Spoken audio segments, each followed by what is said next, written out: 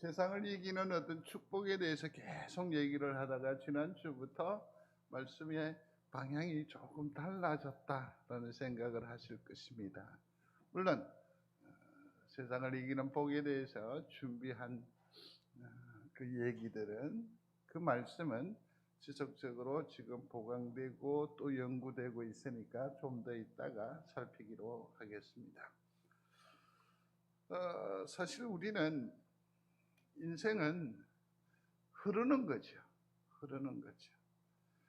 예전에 누구죠? 전두환 전 대통령의 형이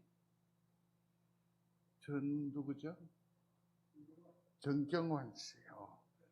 팔공산에 있는 돌을 담보로 해가지고 그때 돈으로 120억인가 대출을 받은 적이 있습니다. 그때 한참 회자한 말 중에 하나가 뭐냐면, 그래도 낙동 강물을 담보로 안 잡아서 다행이라고 그러더라고요. 왜? 그랬더니 강물은 흘러가 버리잖아. 근데 그 돌 속에는 뭐 무슨 미네랄이 무슨 이렇게 해가지고 했다라고 그러는데, 참 어쩌면 이 시대에 참 아픔이다라고 생각을 할 수 있겠습니다만, 인생은 뭡니까? 흘러가는 겁니다. 끝없이 변화하는 것입니다. 또 끝없이 어디로 갑니까? 끝으로 향하여 간다고 할 수 있지요.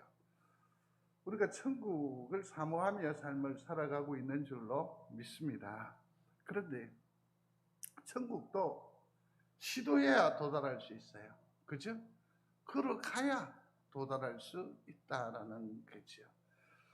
얼마 전에 뭐 이러저런 얘기들 가운데에 무슨 노래 가운데 어디가 숲이고 어디가 늪인가, 그걸 아무도 나에게 가르쳐 주지 않는다라고 하는 그 꿈이라고 하는 노래가 한때 이렇게 많이 불려지기도 했는데, 천국에 이르기를 원합니다. 또 유의미한 그런 인생의 삶을 살아가기를 원하는데, 이 땅의 삶을 이루어 사는 우리로서는 어디가 늪이고 어디가 숲인지 제대로 알 수 없으니 참 답답하기 그지 없습니다.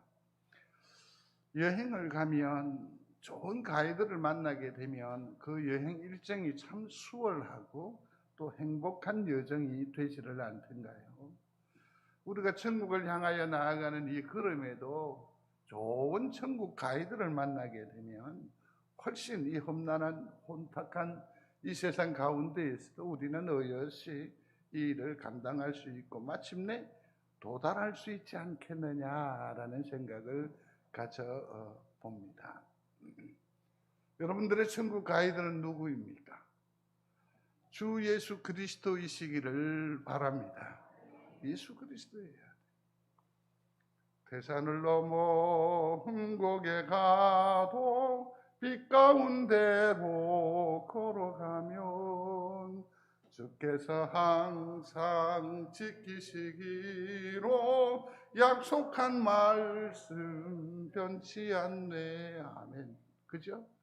빛 자체이신 예수 그리스도가 우리의 천국 가이드가 되면 우리 인생살이가 아무리 험난한 흠곡을 지날지라도 마침내 도달하게 될 줄로 믿습니다.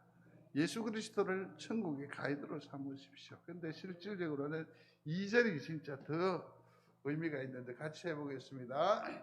캄캄한 밤에 다닐지라도 주께서 나의 길 되시고 나에게 밝은 빛이 되시니 길 잃어버릴 캄캄한 밤에 다닐지라도 주께서 나의 길 되시고 나에게 밝은 빛이 되시니 길 잃어볼 다시 캄캄한 밤에 다닐지라도 주께서 나의 길 되시고 나에게 밝은 빛이 되시니 길 잃어버릴 염려 없네. 아멘. 아멘. 천국 가이드로 예수 그리스도 빛 대신 그를 붙들 때에 우리는 마침내 천국에 들게 될 줄로, 완주하게 될 줄로 믿습니다. 그런데 이 천국 가이드와 더불어서 길을 가려면 우선 방향이 같아야 돼요. 그렇죠? 또 하나는 마음이 같아야 하지요. 마음이 같아야 돼요. 그 다음에 또 문제가 뭐냐면 함께 길을 갈 때에 항상 문제가 발생해요. 그게 뭔지 아세요? 주도권에 관한 문제예요. 금강산도 식후경이라고 먼저 먹고 가자. 아니, 이 언덕만 넘으면 더 귀똥찬 맛집이 있어. 서로 같은 여행이고 같이 만난 것을 즐기는 이 선택의 자리에도 뭐가 있어요? 주도권 다툼이 있을 수가 있어요. 그러면 여기에서 주도권을 누가 쥐느냐 하는 이것도 상당히 동행하는, 같이 걷는 걸음에 매우 중요한 요소 중에 하나라고 생각을 합니다. 제가 이걸 한번 생각을 해봤었습니다. 상이라고 하는 것은 어떠한 사람이, 어떠한 대상이 그 한 일에 대한 극도의 칭찬이 바로 상이라고 할 수 있을 것입니다. 상. 칭찬을 말하기도 하고 거기에 대한 대가로 뭐 현물을 주기도 하지요. 현물을 주기도 하지요. 근데 여기서 성경 안에서 상이라는 의미를 찾아보려고 하니까 무려 상에 대해서 23번이나 얘기를 하고 똑같은 의미인 상급이 5번이나 나와요. 5번이나 나와요.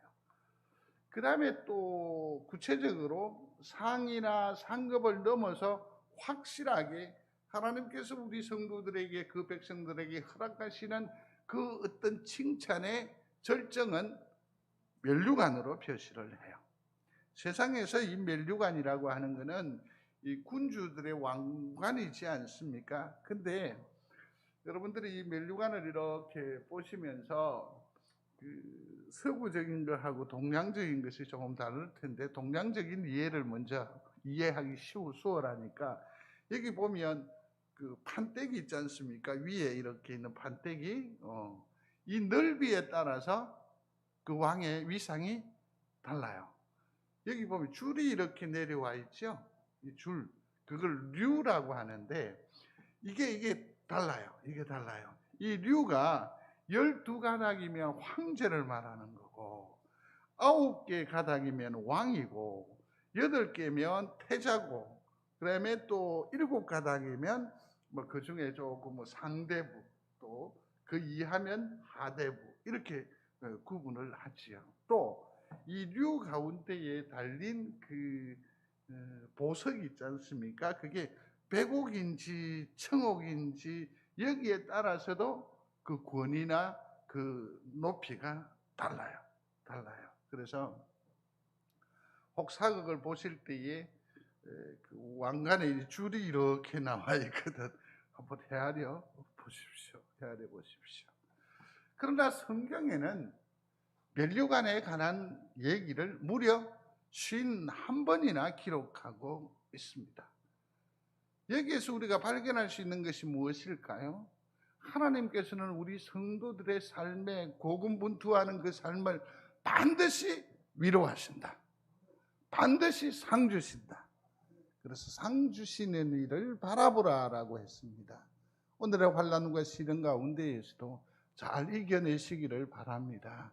이 무수한, 저기에 총 나타나 있는 것만 해도 벌써 79회, 80여 회나 나타나 있는 이 많은 상 중에 하나님께서 내게 허락하시는 상이 분명히 있음을 믿습니다. 근데 이 성경에는 그러면 이 많은 어떤 부분들의 표시가 있는데, 면류관 같은 경우 한번 대충 정리를 해보면 이래요. 썩지 아니하는 면류관, 그죠?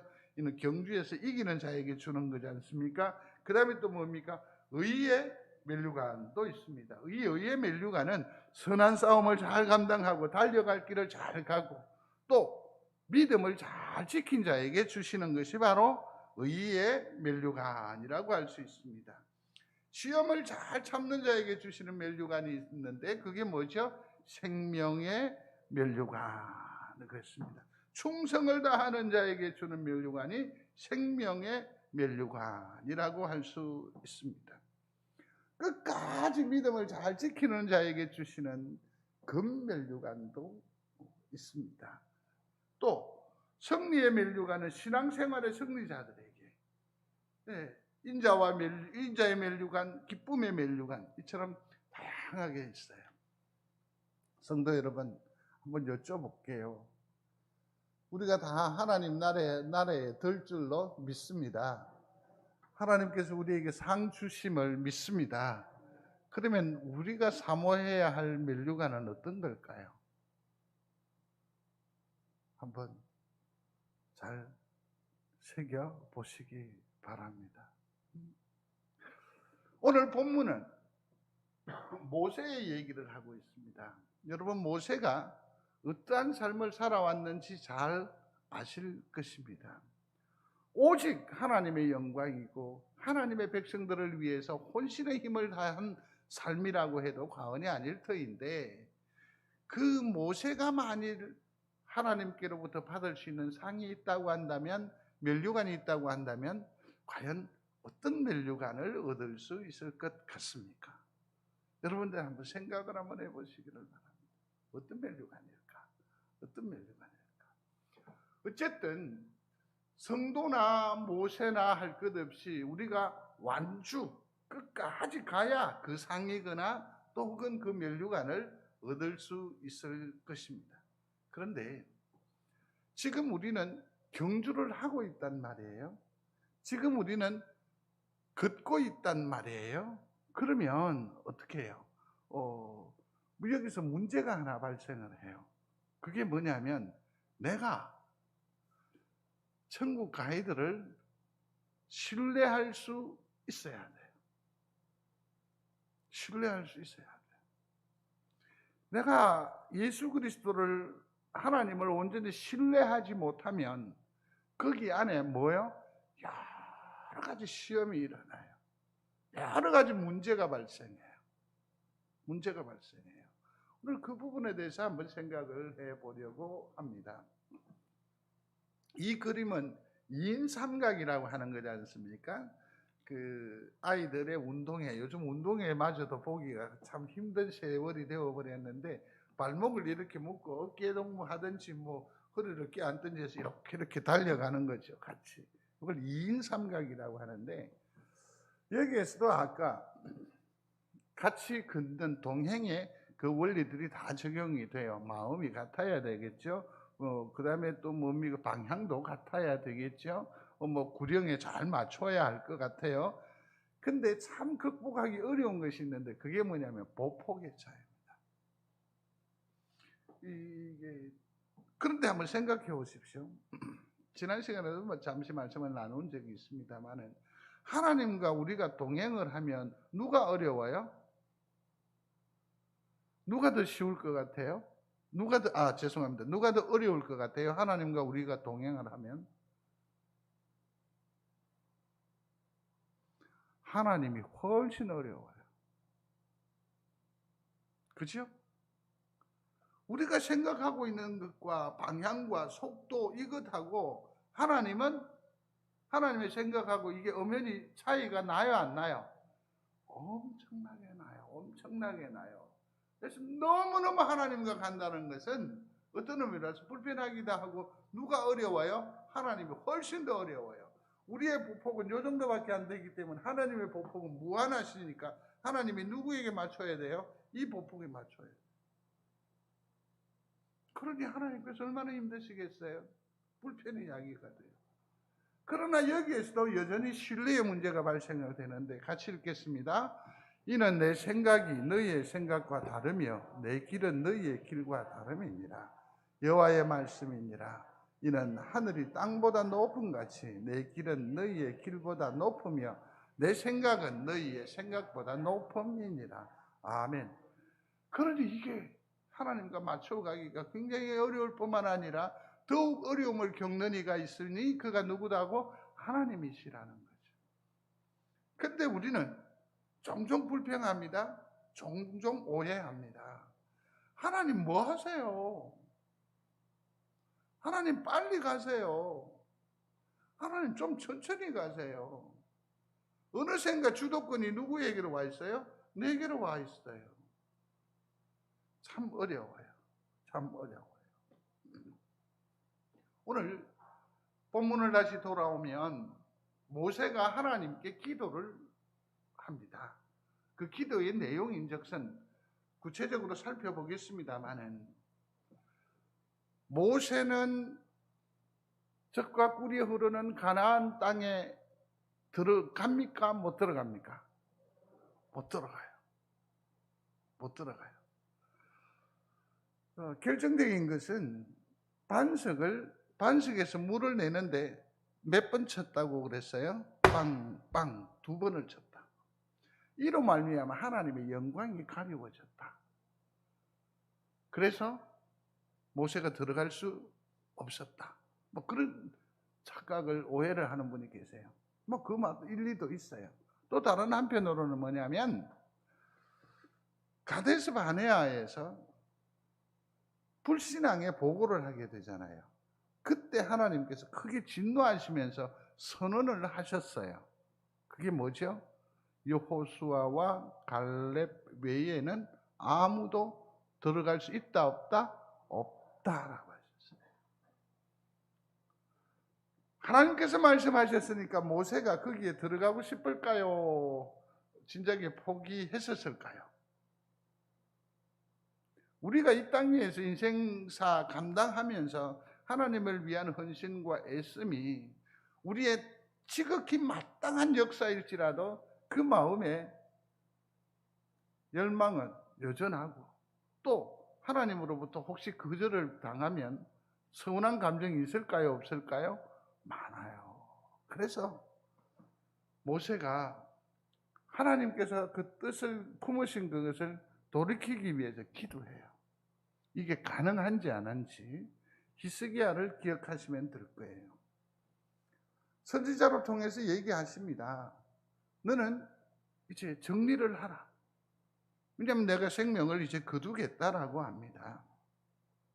이때 히스기야는 하나님 앞에 그냥 납작 엎드립니다. 그리고서는 뭐라고 합니까? 하나님 살려달라고.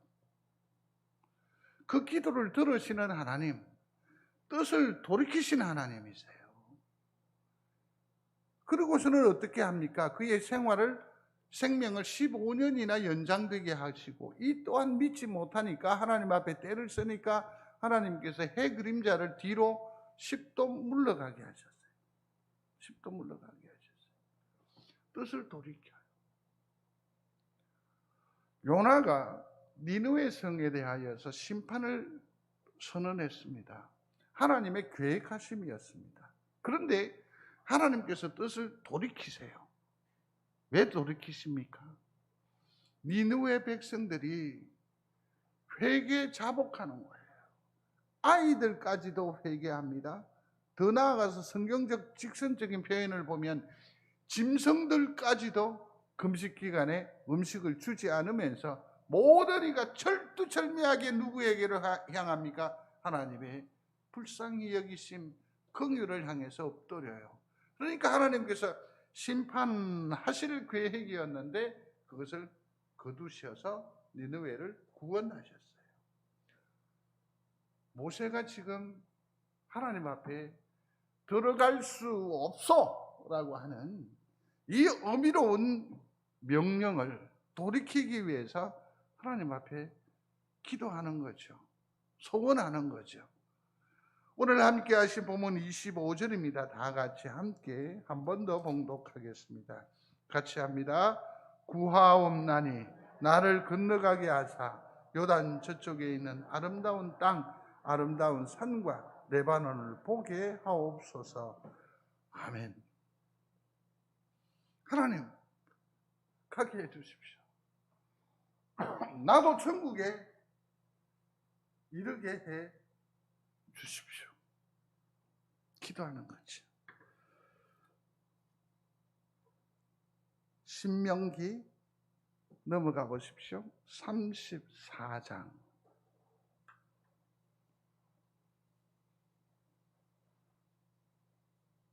4절 찾으셨습니까? 34장 4절인데요. 찾으신 분들은 이 구절은 조금 크게 읽어주시면 좋겠습니다. 여호와께서 그에게 이르시되 이는 내가 아브라함과 이삭과 야곱에게 맹세하여 그의 후손에게 주리라 한 땅이라. 내가 내 눈으로 보게 하였거니와 너는 아멘. 들어갈 수 있대요? 못 들어간대요.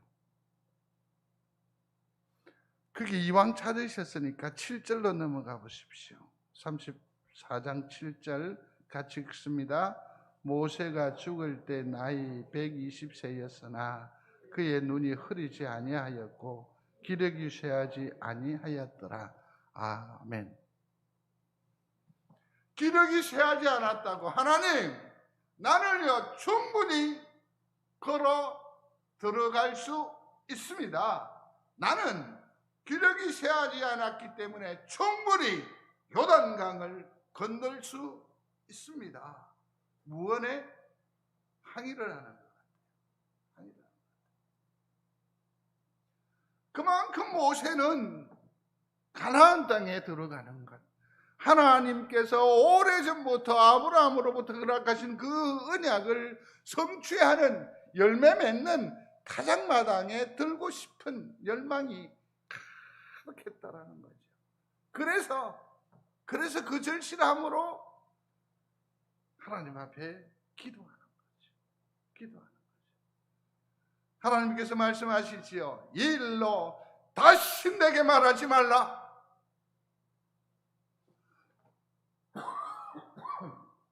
죄송합니다. 모세는 들 수 있어요, 없어요? 가나안 땅에 들어갈 수 없어요.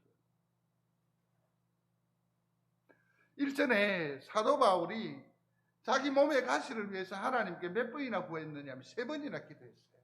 그때도 주님께서 뭐라고 하셨느냐면 내 은혜가 네게 족하다라고 했어요. 성도 여러분, 참 아쉽지만 하나님이 아니라 하시면 아닌 것이 맞습니다. 얼마 전에 드라마에 나오죠. 아니라고 봐. 아닌 거예요. 그러면 여기에서 무엇이 발생하느냐 하면 서운한 감정이 일어나요. 모세가 매우 서운한 거죠. 이렇게 저렇게 자기의 삶을 생각해 보는 거죠. 19월심 세월이 언제? 120년이에요. 신명기 3장 26절에도 보면 이 모세가 하나님으로부터 소외함을 당하고 버림받아가고 그 은혜를 온전히 누리지 못하는 결정적인 이유가 뭐 때문이라고? 너희 때문이라고. 내 죄 때문이 아니야. 내 잘못 때문이 아니라고 자기 스스로도 그렇게 인식하고 있단 말이에요. 그러니 얼마나 억울하겠어. 하나님의 영광을 드러내지 못했다고요? 예, 맞습니다. 그렇지만 그 한 일 때문에 하나님, 친구와 같은 우리 사이 아닙니까? 근데 천국에 들지 못하게 된다고요? 너무너무 서운한 거죠. 너무너무 서운한 거죠. 하나님의 원대하신 그 꿈과 계획을 지지합니다. 그렇지만 한번 생각해 보십시오. 내가 이 백성들을 잘 아는데 너무나도 불완전하단 말이에요. 이들의 신앙이란 것들이 있습니까? 그저 그냥 주는 것 만나 먹고 주는 메추라기 먹고 그냥 그것 따라온 사람이라고 봐도 과언이 아닐 터인데, 그들은 이미 광야의 새로운 세대가 되었기 때문에 전혀 하나님을 경험하지 못했습니다. 하나님의 기적을 체험해 보지도 못했습니다. 하나님의 살아계심을 그들은 목도하지 못했단 말이에요. 이 불완전한 이 철부지들을 그냥 흘려보내라고요? 제가 감당해야 하면 맞지 않냐는 거죠. 모세도 그렇고 여호수아도 그렇고 그가 발 디딜 그 땅을 위해서 무려 각각 정탐꾼을 다 보내지 않았던가요? 참으로 그들의 인생, 그들의 그 삶의 경로는 험로 그 자체일 건데 하나님 저가 필요하지 않습니까? 저 하나님의 도구로서 제법 쏠쏠한 쓰임이 있을 것 같은데요. 서운한 거죠. 서운한 거죠. 이러면 시험에 들기 정말 쉬워요. 그러면 하나님은 도대체 왜 모세를 들이지 아니하시는가? 하나님의 생각을 한번 살펴볼 필요가 있습니다. 하나님의 생각은 전제로 아셔야 돼요. 모세가 들어갈 수 있다 없다? No! 라는 거죠. 들어갈 수 없다라는 거죠. 자, 그러면 앞서 잠시 언지를 드렸습니다만 가데스 바네아에서의 일입니다. 출애굽기 33장 22절인데요. 한번 찾아보시겠습니까? 출애굽기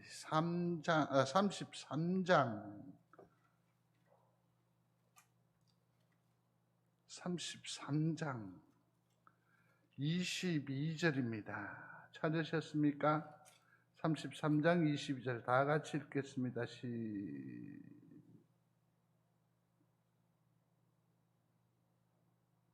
죄송합니다. 제가 성경을 잘못 표기를 한 것 같은데. 죄송합니다. 이거 표시를 잘못했네요. 자, 주목해 보십시오.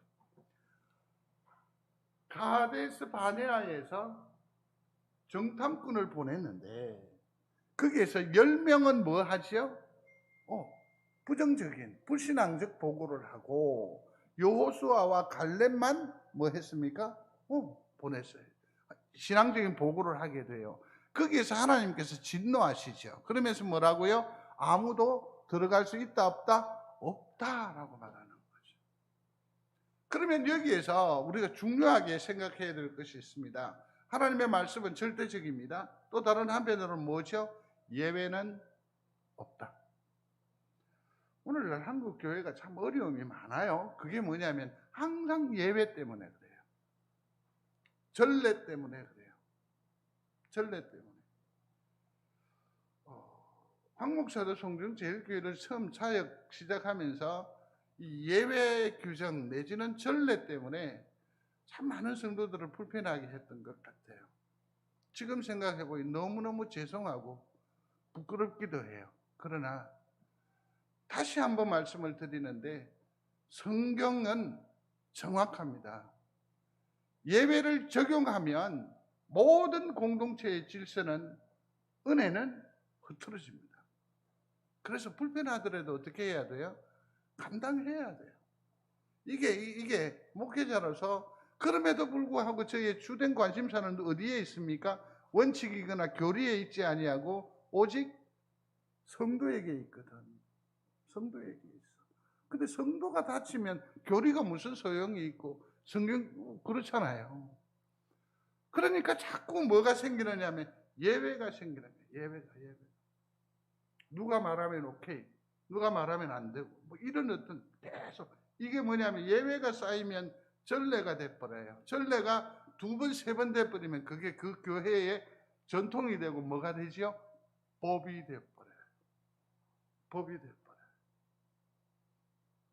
우리가 세상법도 판례나 그러한 어떤 그 규례들이 결코 헌법을 앞설 수 있어요? 없어요? 없어요. 그래서 이 성경이 예스 하면 우리도 동의하는 여러분들이 되시기를 바랍니다. 성경이 아니라 하면 아프지만 그런 훈련이 미리부터 필요합니다. 그래서 하나님은 뭐다? 예외는 있다 없다? 없다 라고 말씀하시는 거예요. 그 다음에 하나님의 통치 철학이 있어요. 생각하셔야 돼요. 세대 정치라고 하는데 한번 소리하겠습니다. 세대 정치. 더 크게 해보십시오. 세대 정치. 모세는 어디까지죠? 출애굽까지. 여호수아는 어디입니까? 가나안의 역사예요. 이 사역이 한계가 딱 정해져 있는 거예요. 또 볼까요?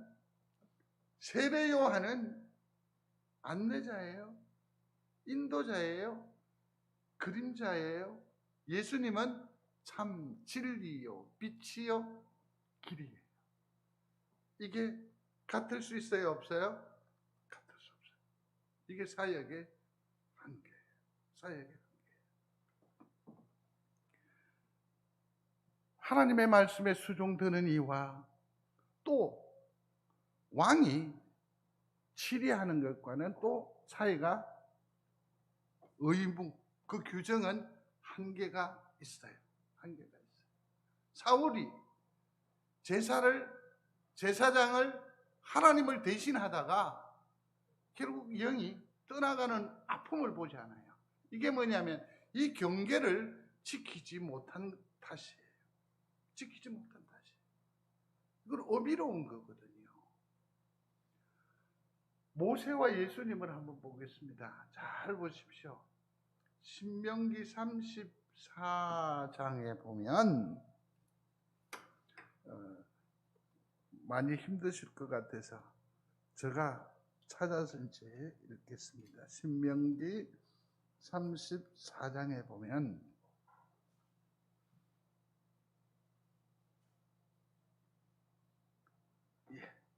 34장이 아니고 출애굽기 33장을 보시면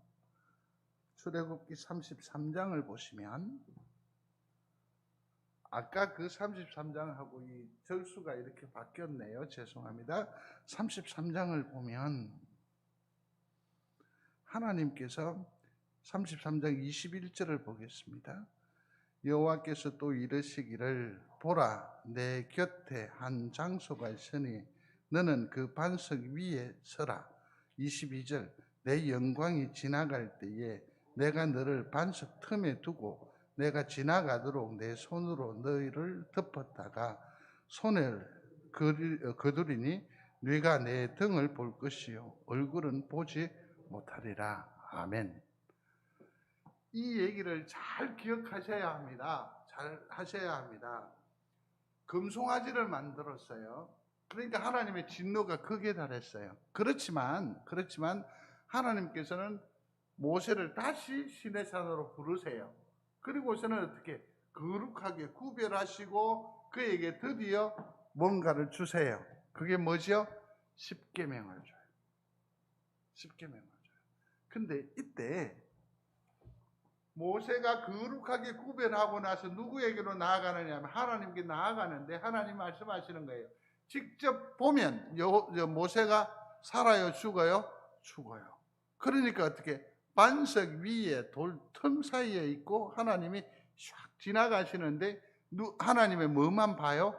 등만 보게 되는 거예요. 자, 그러면 이 그림을 잘 기억하십시오. 기억해 놓으십시오. 그리고서는 고린도전서 10장 4절을 한번 찾아보십시오.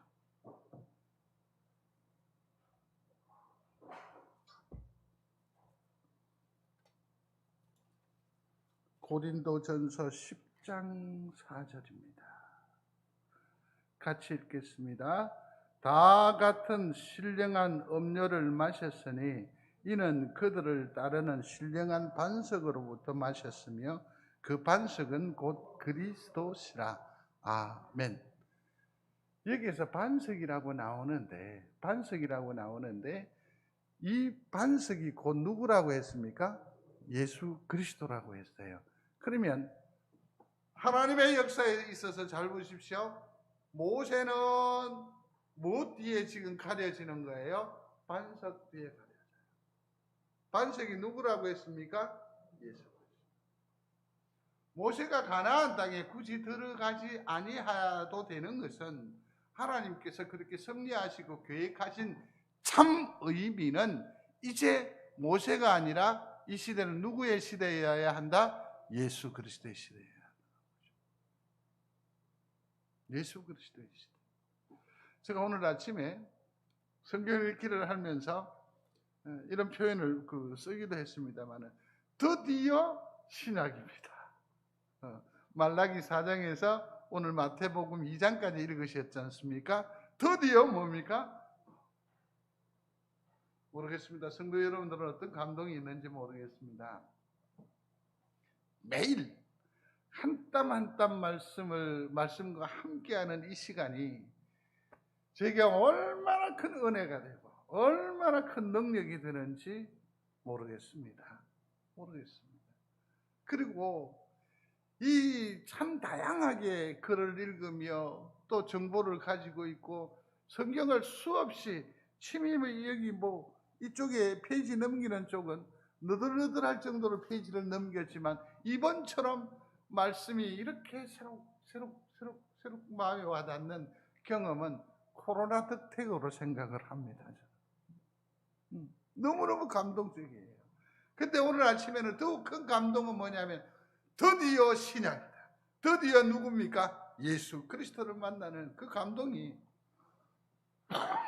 오늘 아침에 있더라고요. 예수라는 이름이 뭡니까? 예수와 여호수아죠. 예수와 여호수. 지금은 누구입니까? 예수, 메시아, 은혜의 시대라는 걸 우리에게 강조하는 거죠. 그래서 모세는 어디? 가나안 땅에 들 수 있다? 없다? 없다. 이게 누구의 생각이라고요? 하나님의 생각이라는 거죠. 우리가 믿음의 길을 이렇게 걸어갈 때에 저마다 방해꾼을 보게 됩니다. 이게 뭐냐면 서운하다는 거죠. 이게 뭐냐면 실망감이죠. 네가 내한테 이러면 안 되는 거죠. 특별히 여러분들이 시험 많이 받는 것 중에 하나는 목사가 그래 하면 목사 때문에 당하는 시험이 엄청 많죠. 이를 어쩌면 좋겠습니까? 제가 완전한 사람이 아닌데 저도 사랑이 필요하고 인애가 필요해야 해서 겨우겨우 버텨가는 사람인데 저로 인해서 시험 받는다는 것은 정말 안타깝기 그지없습니다. 어쨌든 넓은 마음으로 희량하시고 하나님으로 위로함이 있게 되기를 중심으로 소원합니다. 아멘이 의외로 많았네요. 참고로 하겠습니다. 어쨌든 서운함과 뭐가 있다? 실망이 천국을 가는 길에 우리를 방해한단 말이에요. 묻겠습니다. 그럼에도 불구하고 천국 가이드이신 하나님을 신뢰할 수 있겠습니까? 그럼에도 불구하고 천국길의 동반자이신 예수 그리스도를 온전히 신뢰할 수 있겠습니까? 다시 한번 묻습니다. 신뢰할 수 있습니까? 할렐루야. 여기에 하나님의 위로가 있다라는 것입니다. 아브라함도 사실은 보면 믿음의 조상이라고 하지만 열국의 아비라고 하지만 하나님께서 그에게 얼마나 많은 약속을 주셨습니까? 이삭이라고 하는 이 대표적인 상징물을 얻었긴 했지만 그의 민족이 무별과 같고 바다의 뭐와 같이 모래와 같을 것이라고 했는데 실질적으로 그는 무별과 같은 그 백성 민족의 이름을 보았어요? 못 봤어요? 못 봤어요. 다 후대에 이루었어요. 후대에 이루었어요. 사랑하는 성도 여러분, 우리가 자녀를 위하여 또 혹은 우리의 가정사를 또 교회를 위하여 기도하는 줄로 믿습니다. 그 기도는 반드시 이루어집니다. 하나님의 때에 이루어 가심을 믿으시기를 바랍니다. 그래서 중간에 포기하지 마십시오. 좌절하지 마십시오. 좌절하지 마십시오. 저는 코로나19를 지나면서 여러 가지 생각을 많이 하게 됐습니다. 많은 목회자들을 만나서 어떻게 헤쳐나갈 것인가를 염려하는 중에 정말 소스라치게 놀란 것이 하나 있습니다. 그게 뭐냐면 이 코로나가 우리의 교회들의 핑계가 되고 있다는 거죠. 핑계가 되고 있다. 얼마나 부끄러웠는지 모릅니다. 지금도 하나님 앞에 민망해 죽겠습니다. 그 엄청난 환난과 시련 가운데에서도 믿음을 지켰던 그 선진들의 모습을 보면 얼굴을 들 수가 없잖아요. 근데 우리는 여기서 얼굴을 반반히 들고 살 수 있어. 왜? 코로나가 있거든. 코로나도를 핑계대고 있다. 핑계. 성도 여러분, 우리를 향한 하나님의 계획하심이 있는 줄로 믿습니다. 하나님의 때에 꼭 보죠. 꼭 보죠. 자, 그러면 서운한 감정이었고 두 번에 걸쳐서 하나님 앞에 기도했음에도 불구하고 하나님께로부터 거절함을 경험했던 이 서운한 모세를 하나님께서 어떻게 위로하시는지 볼까요? 이게 무슨 그림일 것 같아요? 베드로와 힌트를 드립니다. 베드로와 요한과 야고보 어디? 변화산상의 일이에요. 거기에 예수님이 나타나시고 그 다음에 노란색 옷은 누구냐면 엘리야예요. 그 다음에 저쪽에 파란색 옷을 입은 사람이 누구라고요? 모세. 이 엄청난 변화산 사건의 그 영광의 자리에 엘리야와 모세가 어떻게 돼요? 소환되어 오는 거예요. 그 잠시 거절의 아픔을 딛고 묵묵히 눈물을 삼켰어요. 그러면서 느보산으로 스스로 사라져갔던 모세, 모든 사람들의 뇌리에 다 잊혀지고 참으로 허무한 인생이라고 말하는지 모르겠지만 하나님은 기억하셨다라는 겁니다. 그러므로 예수 그리스도의 시대에 변화산상에 예수와 엘리야와 모세를 다시 소환하셔서 그를 영화롭게 하시는 은혜와 축복의 사건이 변화산 사건이에요. 하나님은 반드시 우리를 기억하시는 줄로 믿으시기를 바랍니다. 하나님은 위로하세요. 반드시 우리를 영광으로 초청하시는 줄로 믿습니다. 여기에서 그래도 모세가 하나님을 신뢰했듯이 다시 여쭙습니다. 지금 이 험난한 세월 가운데에서도 천국의 가이드신 하나님을 혹 예수님을 신뢰하시겠습니까? 신뢰하십시오. 신뢰하십시오. 말씀을 맺습니다. 천국 가는 길목에서 하나님을 신뢰하는 여러분들이 되시기를 주의 이름으로 축원합니다. 주님은 믿음의 길에 함께 하십니다. 신뢰하셔도 됩니다. 주님과 동행하다가 보면 뭐가 됩니까?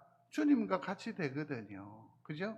주님을 신뢰하고 이렇게 가면 어느샌가 내가 뭐가 돼요? 주님과 같은 존재가 돼요.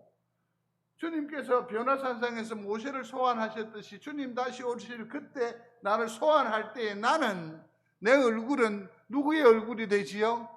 하나님의 아들, 예수님의 모습이 될 거예요. 그리고 주님이 다시 올 그때는 내가 여전히 하나님을 신뢰하고 산다고 한다면 그때는 이미 우리는 뭐가 되어서 부활하게 되었어요. 또 뭡니까? 하나님 보좌 우편에 앉게 되는 거죠. 이미 하나님의 누구의 아들의 형상을 드리게 되는 줄로 믿습니다. 이렇게 우리를 위로하세요. 그러므로 이 험난한 세월을 지나는 동안에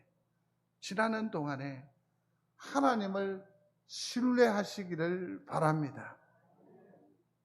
하나님을 신뢰하시기를 바랍니다. 그러면 우리는 이 험난한 이 난세를 기쁨으로 감당할 수 있게 될 줄로 믿습니다.